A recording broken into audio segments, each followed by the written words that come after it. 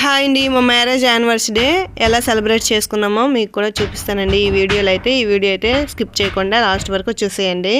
Anniversary ముందు రోజు night అయితే నన్ను అడిగారండి, ఏంటి ప్లానింగ్, ఎక్కడికి వెళ్దాం ఏంటి అని అడిగారండి. నేనైతే పెద్దమ్మ తల్లి టెంపుల్కి వెళ్దాం అని అన్నానండి. మా వారైతే ఎల్లంపోచమ్మ తల్లి టెంపుల్కి వెళ్దాం అన్నారండి. సరేలేండి వెళ్దాంలే అనేసానండి.